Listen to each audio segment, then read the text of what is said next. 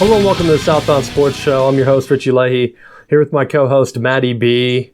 Hopefully the new setup's working smoother today than it did last week as my video dropped off because I got quite a few comments on that. But speaking of things not working out, Major League Baseball started back up their season. The Miami Marlins got a bunch of coronavirus cases, and so now they've already started to cancel games. So now, last week we talked about Canada blocking the Blue Jays from playing, and then they ended up going to Pittsburgh to play, or at least that's the plans, which we talked about last week. I think it finalized on Wednesday, so we did talk about it on the show. But of course, everything finalizes the very next day, like the NFL canceling preseason games and things like that. But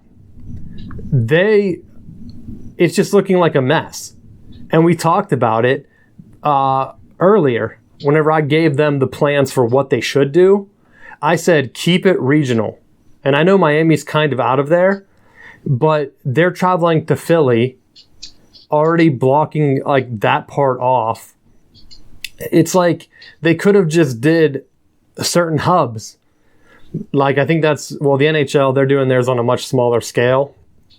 But I don't know what else they can do to keep it under wraps, but everyone's talking about the entire season going to be canceled soon.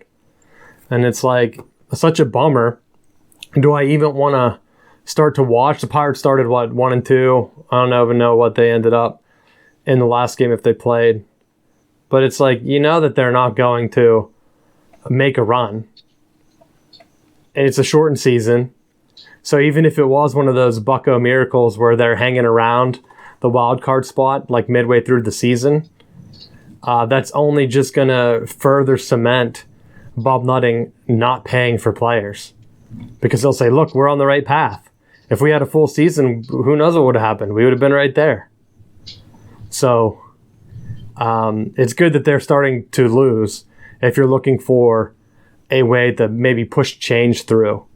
But I don't even know if that's going to happen. So what are your thoughts on the season? Well, first off, shame on the Marlins for having their whole team infected. And then, taking it a step further, you have a farm system. If there was any of the professional leagues that have a system in place to account for players being off, it's Major League Baseball. They have a whole farm system. They have 3 different leagues or 4 different leagues of teams, of players to pull from. Pull some people up. Maybe they're not the ideal, maybe they're not the first pick that you want, but guess what? That's who's in your system. Why not just give them an opportunity to show what they got? And it's a chance to evaluate what your farm system's like. Bring some of those guys up. Continue to develop those players, bring them up, and then as the other players get cleared from the coronavirus, then they can come back. Problem solved. That's a good point because I don't think minor league baseball is coming back.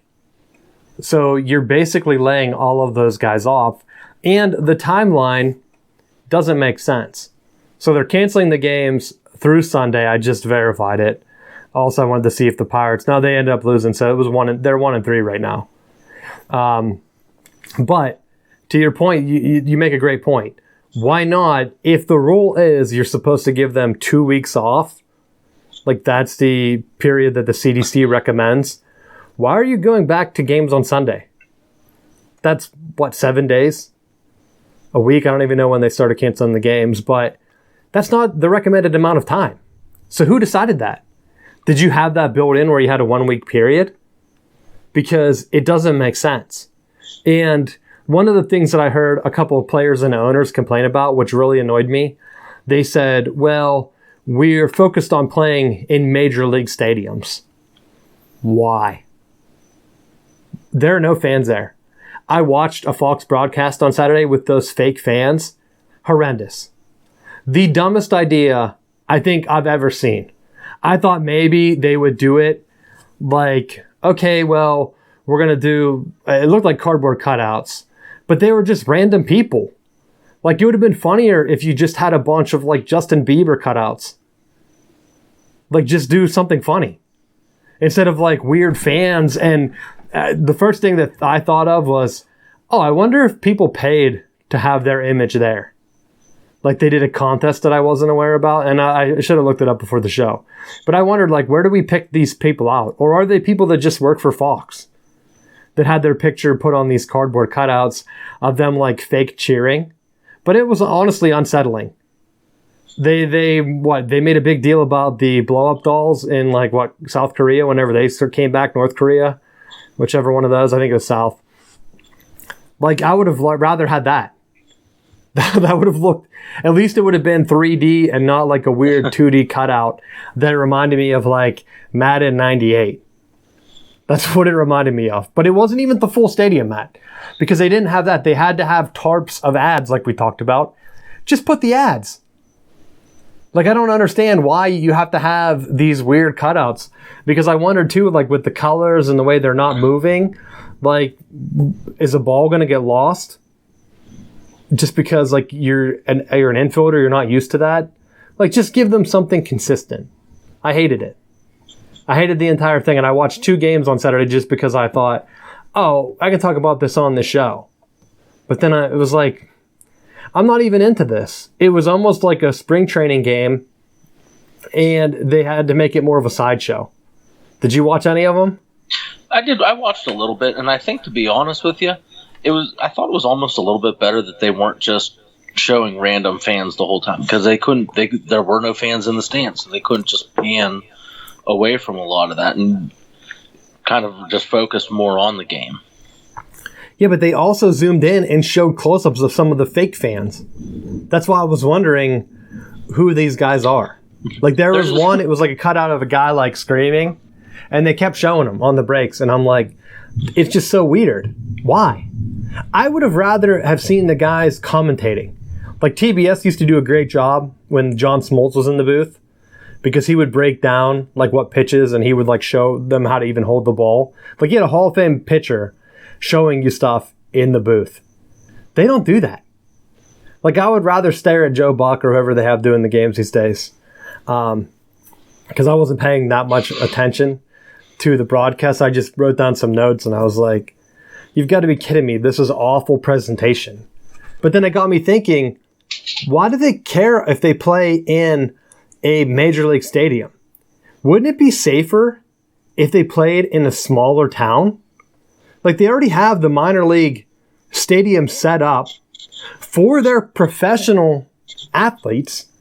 I mean, I'm not talking about putting them in a single A club or like a college town, Matt.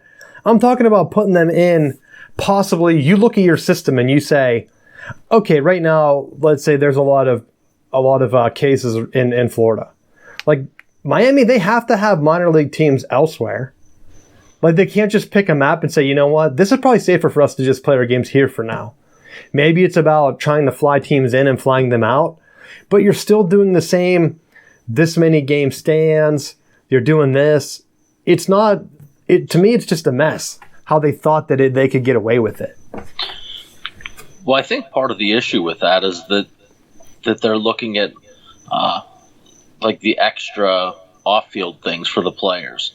That if they're doing it at one of the other places, that it may not match up facility-wise with the needs of the players, and that could be another reason why they're avoiding it. And you're probably right. It probably is like them having their house set up there, or all of the other amenities that they're used to. But I was just thinking, if you're trying to get through this, they're already traveling as is. You're losing how much money? Now, if you cancel the games, how are you not losing more money? Shouldn't your focus be on keeping these guys safe? And also, the other thing that annoys me is the way people are like applauding other athletes still about donating their money to like pay for salaries and things like that. It's almost like, why? You're just encouraging the pressure to be put on other athletes. Like, I think one of the NBA guys, I don't want to give credit to where it's not because I can't remember the name, but they're paying for WNBA salaries. Why aren't the owners stepping up? Who owns these teams that they can't pay for their salaries? That you have to rely on just like a random gift. They might not have came otherwise. Like, these guys are billionaires. Who cares if they're down Like the first person that says, well, Bob Munning, he's really losing money this season because of the shutdown. It's like, are you kidding me? Like, just stop. Like, you might as well just go give him $20. Just start to donate. Set up a GoFundMe for him then, buddy. Well, the other part to this, too, is don't forget, with Major League Baseball, they can do double headers. So, I mean, even though they have a late start, they can still have room to fit some of these games in later in the year if it actually comes down to them being there. But I think, to me, Miami's probably a team that they're not going to compete for anything, so it doesn't matter. Yeah, but see, my thought is, if you look at, and I'm going to look up their minor league teams here, but if you look at like a map, they could have planned it out. There's zero reason to play in their home stadium right now. You're not getting fans there. They don't care where you are if the fans can't go. There are zero fans. It's not like they're saying, 20% are going to be allowed in. Major League Baseball should have sat down, looked at a map, and said, okay, this is where we need to go so that we can travel in and out and minimize contact with people. Because sure, they might have houses in these bigger cities, but there's also more people in the cities, more people that walk to work and do all this other stuff, bike to work. You're going to come into contact with them just passing them on the street. If you went to a smaller town where maybe people had to drive everywhere, you wouldn't have that. You could minimize the contact with people. You drive, like, think of Altoona Curve. You could drive there. How many people, if you were driving from your house to Altoona Curve, how many people would you run into? Like, in contact, maybe getting gas. Like, you're minimizing your contact. If you get to the stadium, I mean, if you've been to the stadium on non-game day, which is what this would be, there are zero people there. The parking lot's large enough where you can kind of space out and go into the stadium and play your game. And the only downside would be is some of these people, they don't have like housing there or whatever. So the owner might have to like rent a bunch of hotels. But seriously, how many people are renting hotels in Altoona right now? Like, if everything's shut down, it's not like there's a booming business where like hotels are just filled to the gills. So at least you're helping them out. Just put the players up for a bit. And I just don't get it. What are your thoughts on that? I think it all goes back to what are the major league facilities and how is that trickle down? Because I would assume that the things that the players have access to at PNC Park aren't going to be comparable to the same amenities available for the Altoona Curve. So I think that's probably one of the sticking points. And then when you take it a step further and you say, okay, when you look at the rest of the division, and the Cubs are playing at Wrigley, and the Cards are playing in St. Louis, and then if you're the Pirates, well, now we're playing at PNC Park. Well, is that a competitive either advantage or disadvantage not having the major league amenities available to you like the rest of your people in your division? They can temporarily set all of that stuff up. They've had how many weeks to plan that? Like, is the amenities just in the stadium? Is it just the locker room? They could rent out part of the hotel or whatever and set most of that up and get things set up if they really wanted to. Because it's like, Matt, you're moving so many people, and if you keep them in the city where there are a ton of people, the cases are already going to explode. That's why the NBA, they've been like calling people out that even leave their hotel rooms. Because they know, like, okay, we came to Orlando, and to be honest, they're probably thinking, this is a bad idea. Because otherwise they wouldn't be having the lockdown so strict. Like, oh, you left the room, you're suspended.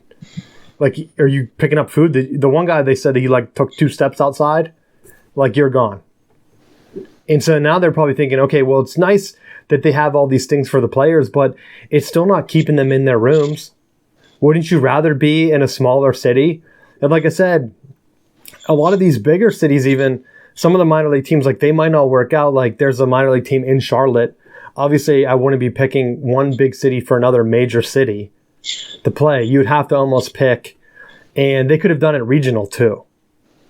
because, like you said, you're going to be in and out anyway. So if you play half your games, like if you redid the divisions just for this year, because like just looking at Miami, yeah, they have a team up in Upper New York, looks like near Buffalo. I don't know what the town is. There's one in Illinois somewhere, and it looks like one in Kansas. So they could have had them in different states. And, I mean, all they had to do was just kind of map it out. Because, like, what's the difference if you looked at what teams are in the Altoona Curve, like, minor league system, and just put all of their major league teams in those AA stadiums that they normally drive to anyway, that are smaller. And then there's how many teams in that division, and then that just ends up being the division. Like, I think the Phillies are in there, the Indians have a team, a couple other ones. Like, that's just there, and that's where that pod lives, and they just keep playing each other. And they're just the major league teams for that year. And then, like you said, you put the minor league teams there, or the minor league players or whatever, and maybe you split the team up somehow in 2 or 3 different hotels and try to minimize it, but you have a backup set of players ready to go if something happens. If you're really wanting to minimize it, then why don't you just put them up in the owners' boxes? Put them in the luxury boxes. You just say, hey, you're going to play. We're going to minimize your exposure. Live at the stadium. You're playing your games there in front of no one. What's stopping them just from being up in the boxes? They have enough. It's also because they had to play so many games. If they would have went to just a playoff pod system for this year, which I think would have been more competitive, and I still think would have got better returns on television, because like right now there's nothing going on. Let's say you just picked a pod for that city, or like you said, okay, these 4 or 5 teams are all going to Pittsburgh. You're just going to keep playing each other, and then whoever wins that pod moves on to the next round. Or like I said, I forget what sport, but I'm saying like you take the top 2 from that pod, and then they move on to the next round, which might be in another city. And all those other players, they get their salaries, they get to go home, they get to be safe. No worries. You don't have to travel to different cities. You don't have to worry about people going in and out. Because right now, they're still doing all the travel. But I don't want to talk about baseball the entire time. What else on the topic list? I guess we can jump right to the NHL. I had them third, but they're starting tonight, I think. Was it tonight? Penguins already lost in their exhibition game, but they play the Canucks on Saturday officially for what is just the playoffs, which is going to be nice because they're not doing the NBA thing even, where they're trying to bring all the teams in, which to me is just head scratching. And you're trying to fit all these extra players in. No wonder players are opting out. They know their teams don't have any chance. At least in the NHL, you know this is the playoffs. If you lose, you go home. And so I wonder, just because of how many different leagues have different ideas, when we look back at this, we're going to say, oh, that was clearly the best idea. I wonder which one we're going to have. But we're going to get to see what happens in the NHL, because they went for that same type of bubble thing in a completely different country. And I don't even know what the Penguins' chances are right now, because everyone's cold. You would have to think that they have the advantage right off, just because guys should be rested and all of the success they've had in past playoffs. It could line up for a year to make a run, so I'm kind of excited about that. What are your thoughts going into it?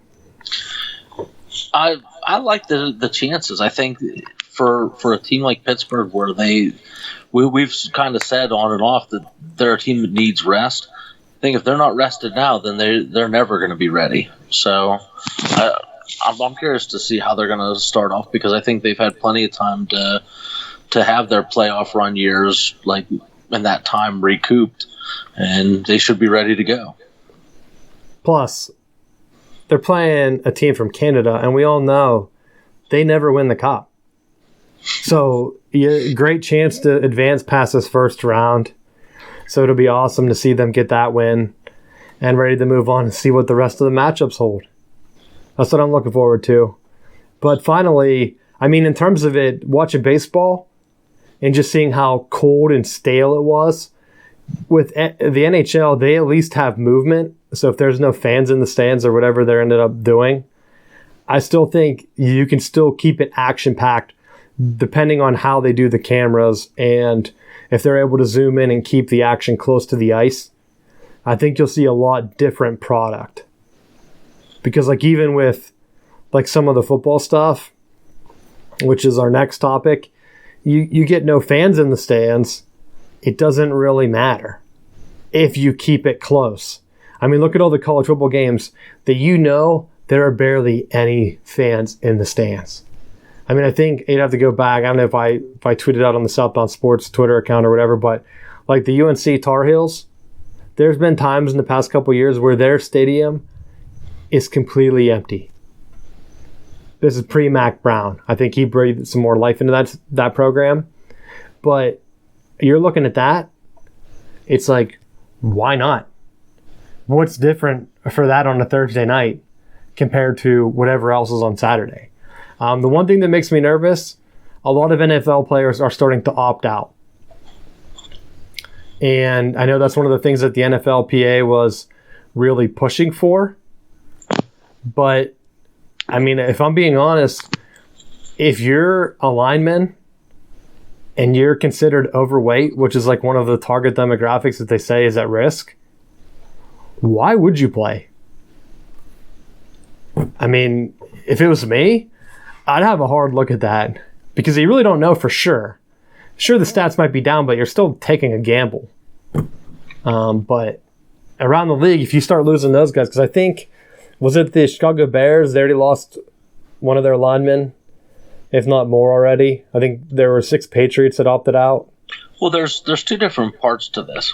You know, one of them is that when you look at the people who are at risk for this, if you're a player and you can afford the policy on contracting coronavirus and being able to submit a claim for that, that may be an option of, you know, you're working in a potentially hazardous environment, that maybe that's to your advantage to take the insurance policy, similar to like what some of the top draft picks do to protect their draft stock, knowing that going into their senior year, if they get injured, that it could lead to something, you know, if they get hurt, that it could hurt their draft stock and their financial ability, that they take those policies out. Maybe that's a route that you go for your lineman. One of the things for some of the players that maybe their contracts aren't certain, you know, when you're looking at, if the NFL is going to give you a year towards your pension and pay you $350,000, which I think is what the opt-out money is that they negotiated, then, you know, for some guys, maybe just having that extra year toward their retirement is a benefit, and being able to sit out of that end. Oh, I 100% think that. If you're a running back and you know that they have shorter career spans just based on hits and how many carries you have, why not rest? It would be the same for like the NBA, because they always say like this is the average amount of minutes your knees can handle before people start running into issues. And yeah, there's a high end to that. I mean, Jamal Crawford went to Michigan, like went way back, and he's still in the league. I think he just got signed back for the restart. I can't remember if that went through or not, but some guys, that's like an outlier. Most people don't last that long. So same with the NFL. You're looking at running backs, and you think, okay, I probably have 2 more years in me. What happens if you just completely rest for a year and try to extend that and take that extra hit on your pension? Like, I would 100% consider that, no matter what career path you're in. But there are other people, and you don't know, like Tom Brady, like if you tried something like that, at his age, you're too far gone. And there are going to be some players, like you're almost looking at people in their 30s that think, okay, you never know, I could have a career-ending injury. Why not at least extend that and get 1 more year onto my retirement? Because you see all these other guys that you never know. Like Alex Smith, you never know. They said he's cleared to return after that injury to his leg. I don't know if he would qualify. But that's one of the ones I would look at and try to get one extra year in and see what happens. Speaking of that, I saw Keenan Allen in terms of injuries. He's a guy that was always getting injured, and now they did that NFL top 100 players that it seems like at this point, why every year? Like, people are looking at it and they're getting mad, just like the Madden ratings. But they say that players vote on it. I don't think they do. Do you? No, there's no way that the players are voting on it. And even if they are, it's probably only a certain number of them. Like, maybe like that's part of like the rookie day. They're like, hey, who do you think the top 100 players are? And then they just kind of like wrote them out. Or like maybe you pick your top, who do you think the best player is on your team? Something like that. I don't think it's like, hey, list your top 100 players or the top 10 players and we're going to make a list of who gets the most votes. Because the list, it's random. I think that's part of it, is that there's somewhere where there's a consensus of people voting, but whether it's players, whether they're taking people from like NFL Network and pulling them as well, regardless, I don't think that it's entirely on the players. The owners probably have a look.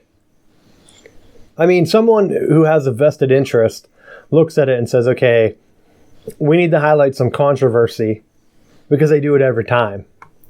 But for guys like Keenan Allen to come out and start talking about receivers, it's like, you were awesome. They just look at fantasy numbers. You've been awesome in the past, but you don't stay healthy. I think Mike Evans called him out. And Mike Evans, hold on to the ball. How many drops do you have? You're not trustworthy. Any fantasy guy will tell you. Like, if you put your stock in Mike Evans, boom or bust. Same with Keenan Allen. I've had him at the forefront of my team in the past. I think one year I won the championship. I decided to keep him. Next year, injured. So this is like, no, okay. That's exactly what I thought for both of them. Was that when you look at their production, they're both guys that 1 week they can completely blow the scales off in terms of catches, yardage, every major statistical category, and then followed up where they're not even targeted the next week. I look when you're looking at, and to me, 1 and 1 is Hopkins and Julio Jones. You take your pick on which one you think is better, because they both have production consistently. They're both consistently double and triple teamed, and they're still getting production, and they still have multiple catches a game when they're playing. So to me, those are the two that it doesn't matter. Like, that the ball's going to them. Evans has the advantage of having Godwin on his team. So not only does he have Godwin on his team and him, but usually the last couple of years Tampa Bay's been losing games, so they're having to throw the ball more to get back into it. So he's having more opportunities to try to make plays, and he drops the ball all the time. So, but you're also forgetting he also had a big negative. Jameis Winston couldn't see. Oh, he had 5,000 yards passing. Couldn't see, Matt. He didn't have the eye surgery till this year. Yeah. That's a fact. He said he couldn't even read the street signs. He couldn't read street signs, but guess what? He did throw. You don't throw for 5,000 yards blindly. I don't know. I've seen Ben Roethlisberger twist around in the backfield, not look and throw the ball downfield for a completion. I mean, then that just shows how awesome he is, because he's doing it blindfolded. Now imagine what he can do when he has a chance with vision. That's true. For the Hopkins thing, I would even put him at a little lower level just because of the quarterback issues too. So, I mean, Julio, he's had Matt Ryan, who never seems to get injured. He's consistently, he's had some bad games and stuff, but he's been pretty consistent in his career. And I think that plays a big part. Now, with Hopkins moving, we'll get to see he has some help. What this is going to be going into this year. And he might have the edge. You're right, and I do think, like, when you look at Julio Jones, he's always had at least one or two other receivers. Atlanta had Hooper, they had Calvin Ridley. For a while, they had Mohamed Sanu, they had Telvin Coleman and Devontae Freeman and running the ball. There were a lot of different weapons, and he was still getting touches with being, double, triple covered. So when you're facing that kind of scrutiny and you know that they're looking to try to get him the ball and they're trying to figure out ways to get it to him, and he's still making those kinds of plays, that's the category where I think there is no discussion in the elite category. That's probably true. I mean, they had – who else is on this list? Because they put some of this stuff out. Tyreek Hill. Some of that, I wonder how much of it is just the system. I would say Michael Thomas right now. System. But he has Drew Brees. If Brees goes down or retires, what's going to happen? Well, his numbers are probably going to go up because he's going to have Jameis Winston with good vision. Devontae Adams drops. I mean, I was looking back trying to see if I can get a number of how many drops he's had, Matt, because I remember distinctly I had him for fantasy one year, and Aaron Rodgers threw him like 3 or 4 balls at the end of the game on like an out. They were like trying to just get yardage. He dropped like all of them in a row. And then there was another game where he dropped 2 touchdown passes. I think it was against the Bears, and he blamed it on his gloves. He's like, yeah, that wasn't me. That was the gloves. And then, and it's like a couple years in a row, it's like, dude, just catch the ball. So to me, tainted. You can't go from not being able to catch the ball. You have Larry Fitzgerald, never drops a ball. Guess what? He's not on this list. He should be. And I think this is from Sports Illustrated. I don't know if it's part of their 100. But they also have Amari Cooper. He's bounced around a bit. I have respect for him. I just wish he could settle in and find a team that's like a consistent performing team. Like, if he had a good quarterback consistently, I think he could be lights out. You mean we talked about Mike Evans. They even have Chris Godwin on here. He was teammates with Mike Evans. You can't have both. And then Odell Beckham Jr., which I'm high on him. I just think that he made the wrong choice to go into the Browns. That's like a graveyard. I know he picked Landry Jones to play with, but you can't be breaking in a rookie quarterback without having a system in place. You need a head coach that can control the team with a young quarterback, and they don't have that. So that's where I'm at with the Browns. They tried.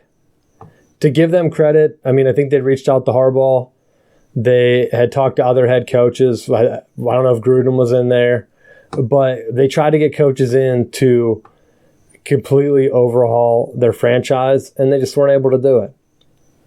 So until they're able to do that, they're going to be stuck. They need to find their Andy Reid, because that's kind of what the Chiefs did. A guy that just consistently wins. And, I mean, he won for how many years? No one would ever think like, oh, we have this high-profile job. Who is going to be your number one candidate? No one would ever have said Andy Reid. Like, they would have been like, oh, yeah, he's probably a good 5th choice. That's what the Browns need. They need a guy that could consistently get them just to 10 wins and then see what happens from there. So you mean Jeff Fisher? He's 9 wins, Matt. I said 10 wins. Oh. And I know that's a high bar, and like there's like no coaches that have that type of consistency. But everyone gets tired of their coach. Like, they could have went after Ron Rivera.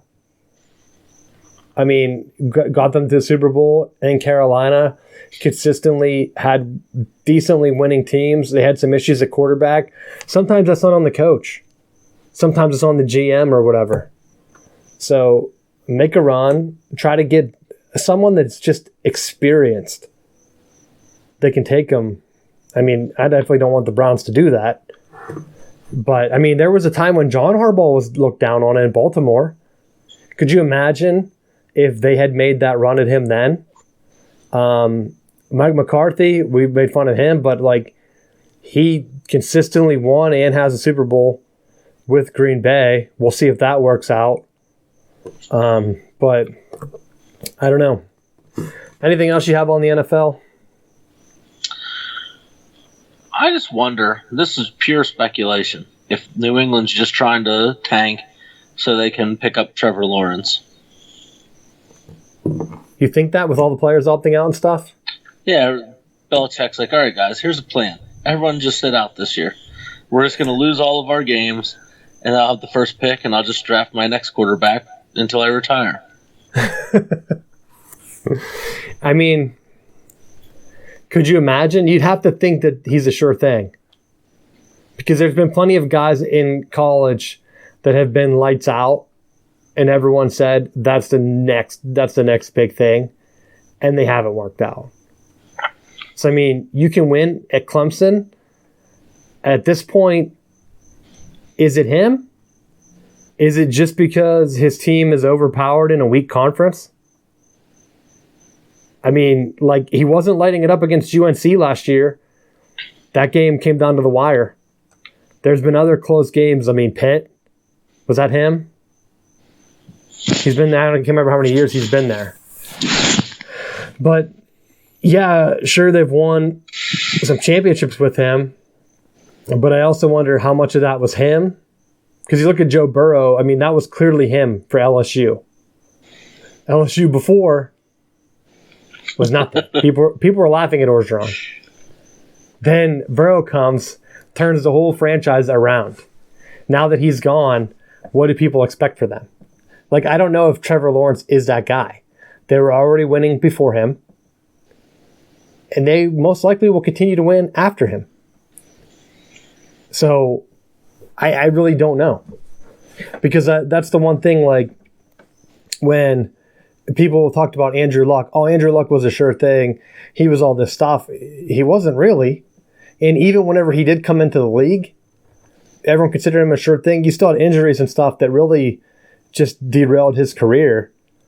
And that was about as sure thing as I can remember the last couple of years coming out. And it didn't work out. And I know there were injuries a part of that, so you really can't take that and put that on Trevor Lawrence. But I want to see more. I want to see him just play consistently.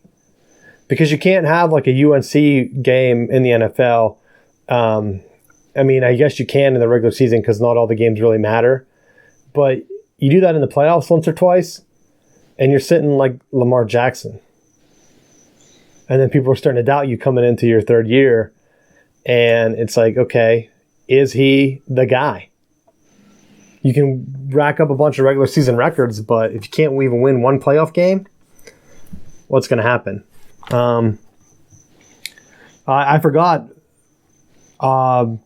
Speaking of injuries, Verlander, he's out. Already had a elbow injury. This is off topic since we already talked about baseball. I just forgot I had it in my notes. So, even with the shortened season, it's probably a good time to get injured, as long as you're not sick. I mean, if you're going to miss, why not miss half a season?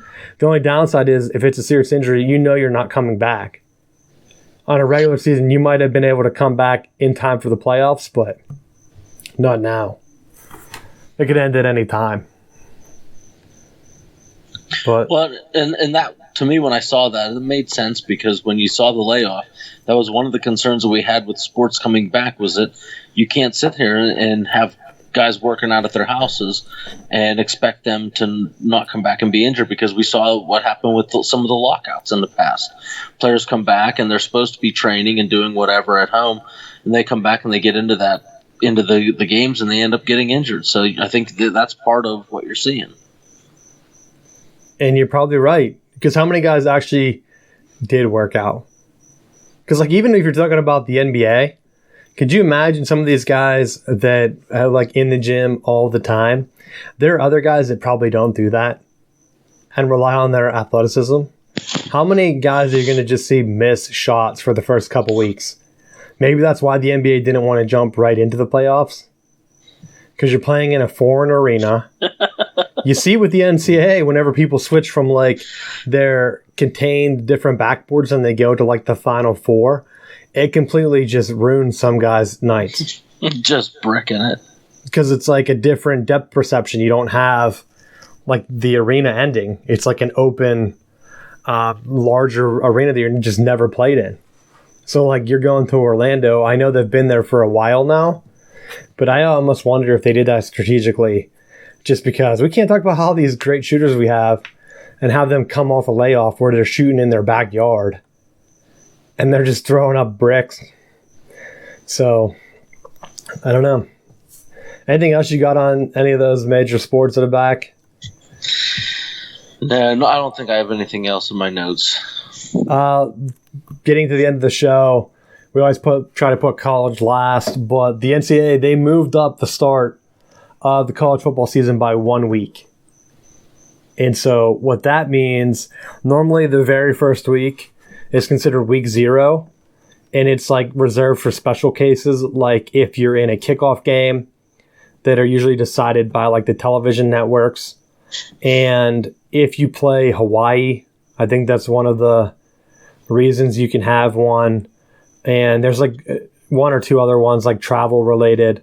So like, let's say when Notre Dame was supposed to go play in Ireland, they could have got a week 0 waiver. I'm not sure what the other ones were. I think most of them are like the TV kickoff games. And it's the Saturday before. There's usually maybe 1 or 2 games, and they're not very big. But in terms of like getting ready for cancellations, they gave the approval that you could move your season up. And we talked about Notre Dame last week, but the ACC is supposed to be having a meeting tomorrow, of course Wednesday, where they try to come up with their finalized plan. Because I don't think what I was hearing about Notre Dame getting approved for their 10th games or whatever in the ACC, that's supposed to be a rumor. But some of the Notre Dame people pushed back on that. And they said, like, we don't want to get locked into a scenario where we get pushed into a conference. So it's like, are you going to just play 5 games? Claim national championship? Because that's a Notre Dame thing they would do. I mean, if season's going to be canceled, why not? The bottom line is they're not going to share the revenue. That's always been the bottom line with them. That they have their own separate TV deal, and they have all their other stuff that they don't, they want to get the milk without buying the cow. Well, that was one of the things that I had someone that was supposedly an insider tell me, that Notre Dame didn't want to, when they brought up the NBC payments and the extra games, like that ended the discussion. But then they said something about the automatic bid to the BCS game. But Notre Dame already has a chance at that. So it made me think that this person wasn't connected, so I almost didn't even talk about it on the show. Because if Notre Dame has a better record and the ACC reps like something is like equal, I forget what the rules are. Some of them are weird, and it might not apply to the ACC, because I know the Big Ten has some where like, if the team's been there more recently, then the other team will get a chance. I think that's the Big Ten, though. But like Notre Dame could still take that bid away from an ACC team if they're ranked higher. So like, let's say if whatever reason Clemson drops a couple games, Notre Dame could be the ACC rep for the Orange Bowl or whatever. Now, they most likely they could be now, especially if Clemson makes the playoffs. But in terms of like them being in talks just to play in the ACC championship, it's kind of a ripoff for other schools, because I was telling Matt off the air, if you put them in the Coastal, they have to be the favorites. I mean, I don't know. You have UNC. Miami, they announced that they have King, the quarterback transfer from Houston, who's a solid quarterback. They have him coming in. But just in terms of talent and recent success, Notre Dame would be the favorite in the Coastal. That would be my pick, just looking at the rosters going into this year and what the schedules would most likely be. Because some of the tougher games that Notre Dame's been losing to Michigan, possibly to like USC, just in the past, some of their other cross-conference games, they don't play. So like those games, they're out. The games that they've been winning against like Wake Forest and Pitt and other teams like that, they're in. In fact, they have a whole schedule of them.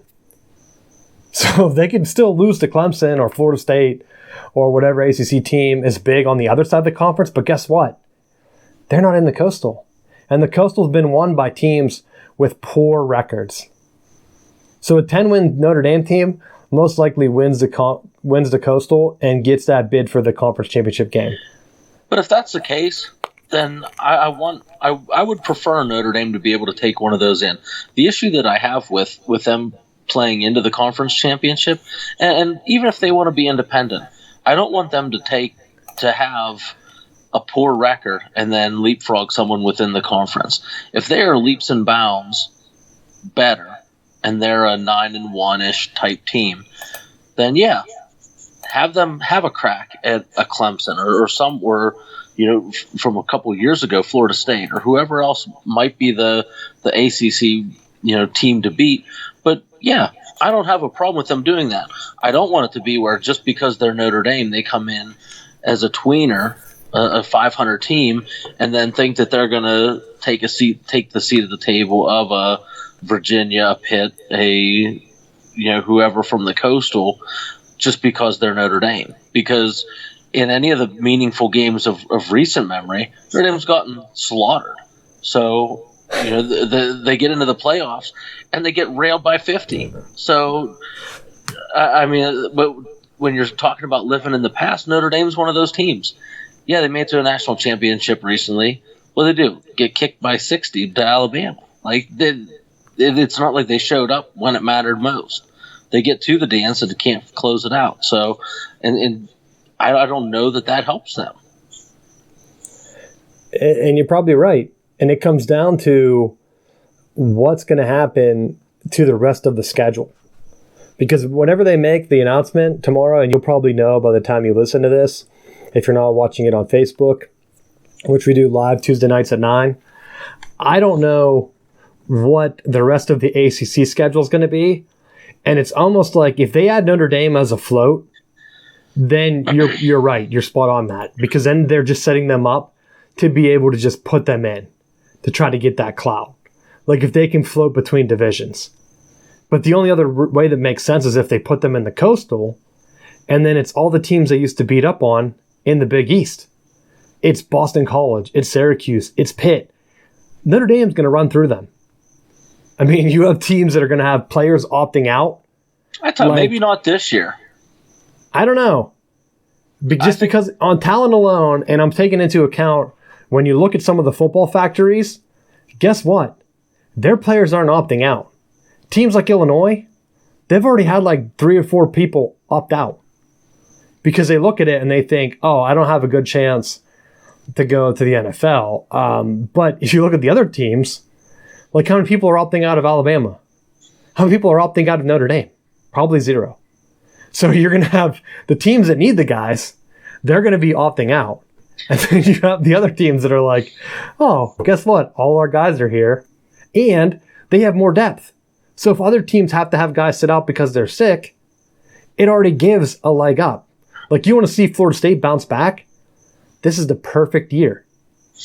Because they're right there, just recruiting-wise, they already recruit better than most of that division. So like just on talent alone, as long as a coach can come in and get them to play consistently, they should finish second in the division, second or third. I have to think of who else is in there. Well, but we also got speaking of Florida State, they kicked a running back off the team today. So he had violated team rules. It was Kalen Labor. Team rules? I didn't think they had any team rules. Oh, you could just be stealing crab legs. You could be doing whatever. You're right there. You don't even have to be able to see, Matt. Hey, that was under the Texas A&M regime. I know, and they're in trouble. But I mean, you bring up A&M. Like, do you really think A&M's going to have people sitting out? Like, no. And if they did, they would probably be cut. So you're looking at it, and you're looking at that Coastal Division. Like, Notre Dame has to be licking their chops. They think, this is a shortened year. Who knows about these other teams? There might not be a playoff. They might award just 4 champions, 5 champions. Whoever wins the division, that's just a split national championship. And they're probably eyeing it up, thinking, There's no way. Notre Dame says, all we have to do is beat Clemson, Matt. They're past champs. People know that they're a championship caliber team, so if Notre Dame just slips one by them, but they claim it. That would make sense because this is a year where It makes sense when you look at how they did the schedules, because Franklin didn't want any part of Pitt with the returning defensive people. He saw it happen when they had a veteran defensive group. He lost to them. So it made sense for Penn State not to renew. And then when you look at Notre Dame, they aren't playing Pitt. So with the veteran defensive players that they have, Pitt's going to be a much more competitive team this year than a lot of people think. It's not going to be the same old Pitt where they're laying eggs on people. Now they may struggle against when they play St. Francis or a Division II school, but within the conference, they're going to play tough, and that's always been one of the things that Narduzzi's been able to do, is to have them ready to go. And then you look at Miami, but with having Derek King come in as their quarterback and having Lashley as their OC, they're going to incorporate a lot of the Auburn style stuff to the offense that I think is going to take advantage of the athletes they have. It wouldn't be as easy of a walk in the park as you think for a team like Notre Dame that, quite frankly, struggles against competition. And that's why, Matt, if I'm Pitt, they should follow my guide to the 2020 season. You call up Penn State. You call up Notre Dame. And you try to get them scheduled for week 0. There's no way you have your team ready to go. Never do it. Well, let me finish. You get them scheduled, because I would like to see Michigan do this with Michigan State. You schedule someone close. Notre Dame's probably not that close. You get the win. Then you play your two or three cupcakes you have lined up. And if the season gets canceled, guess what? You're undefeated. And you have a big-time win. So you're able to claim that national championship, Matt. You say, I guess we're the only ones that played a real opponent. And we got that W. And then you go ahead and you get the T-shirts printed like they had the Dominate the State ones for Pitt. And you just say, I guess that's it, guys. National champs. And then, who's going to debate that?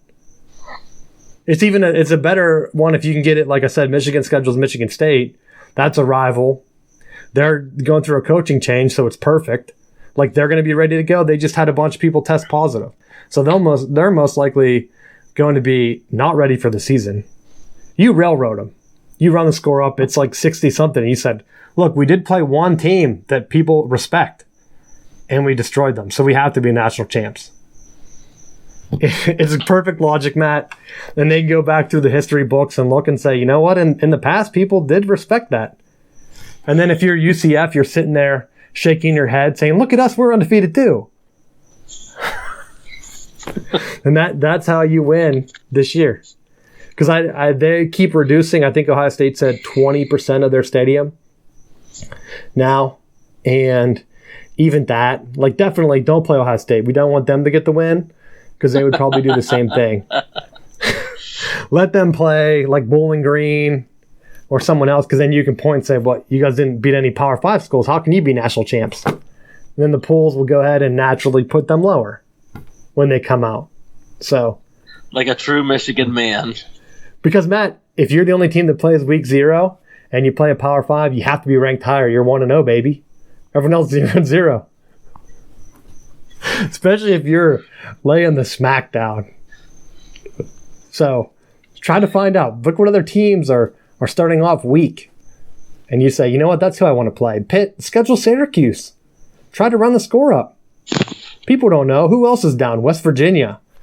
Ooh, that's a classic one. They're kind of going through some transitions. They had some issues. Get that win over West Virginia and bring it back. Just like a decade or so ago. And then that's it. Then you use that for recruiting. Remember when we went undefeated that year? Yeah, that was last year. You should sign with us. But what else do we have? The NCAA, I think that's pretty much what we're waiting for.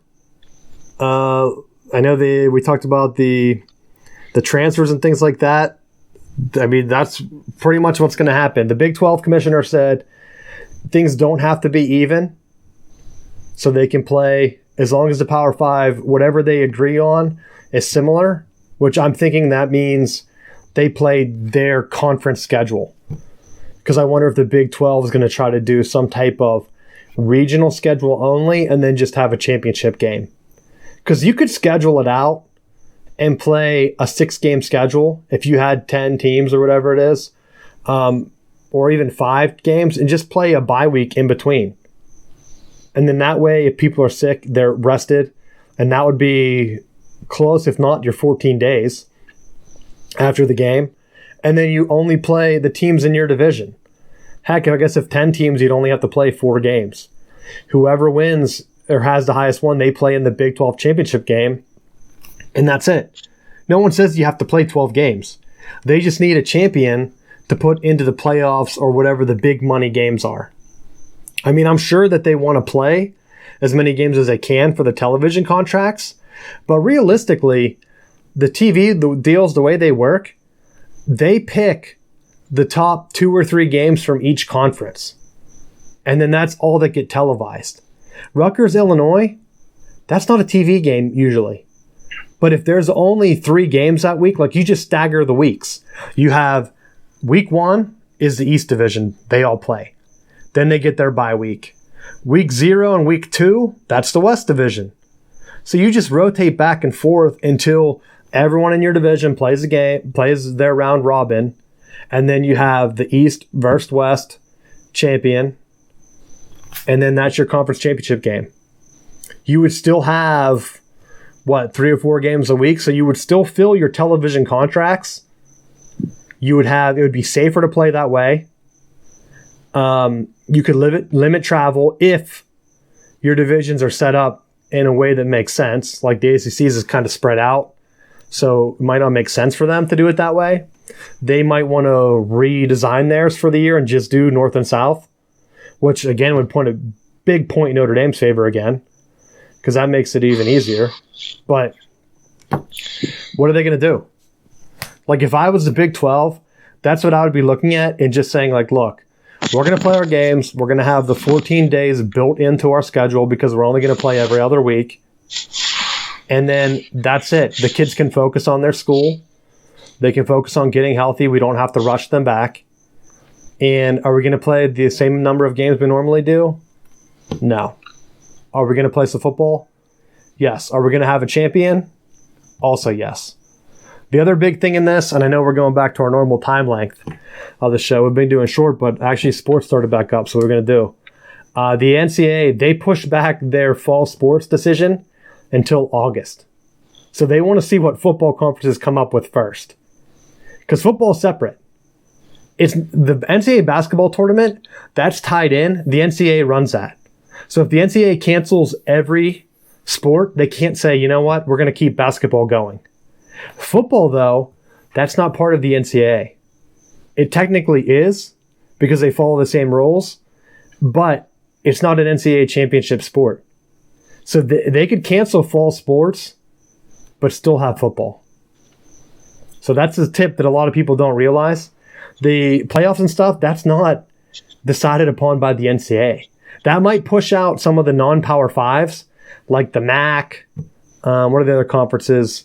Conference USA, like they might not end up playing, but as long as you get the Power 5 conferences to agree, and like I said, they could still fill their TV contracts, and I don't think ESPN and them would complain if they had some football, because that's better than no football. So you just look and see, if you're the Big Ten, okay, we have 3 or 4 slots to fill, they're just going to get our West matchups from that week. They're going to get our East matchups.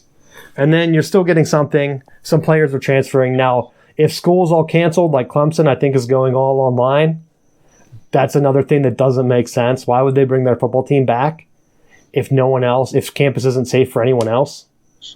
Because that's going to be hard to pitch to parents and to like the media. But anything else you have on college football? Nope, that's it. Last thing, Big Ten, the virtual Big Ten 10K kicked off. I ran on Sunday. Didn't go as fast as I was hoping for a month ago. But then I was like, I only trained for a month. I cut 4 minutes off my test run time. I think it was like a little over 80 minutes when I finished that. My goal was to hit that average 50 to 70 range. I think if I had another month, I probably could do it. But wasn't going to kill myself. Definitely finished. Definitely felt good. I didn't finish last, Matt. At least I didn't. I put my time in on Sunday or Monday, And I was in a good mix, especially for a 30-year-old dude running, because I was in that 30-year-old range. But there's no good way for me to share it because it's like through a different app. I guess because it's not an official race. In the past, the Big Ten had like a thing where you could like sort your thing. But right now, if I just shared my time, it would just be a picture. But if you go on their results page, you can see it. So I definitely got that done.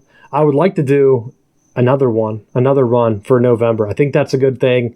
So if you're at home and you're thinking, oh, I need a good reason to get in shape, try to do something like that. Virtual, did it at my own time.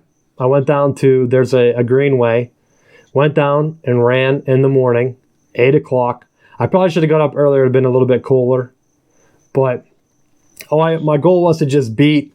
I have a fitness watch, which, of course, I don't know how people know this, off topic. I assume most people have tuned out, though, already. I have a Garmin watch. Garmin got hacked, Matt.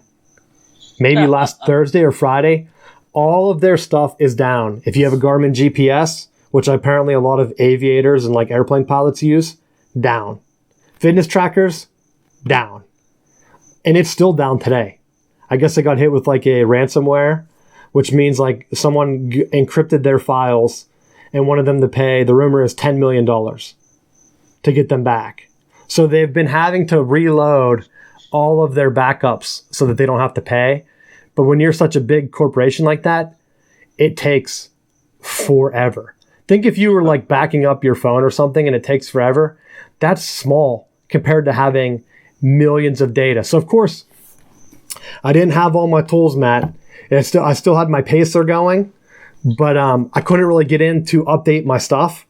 So I had to go with what my training thing was, because I was going to try to bump up, because it vibrates if you're not hitting your pace or whatever, to help you speed up. I couldn't reset it. So I was still set at like 7 or 8 minutes, whatever it was. So kind of annoyed with that, but realistically, nothing you can do.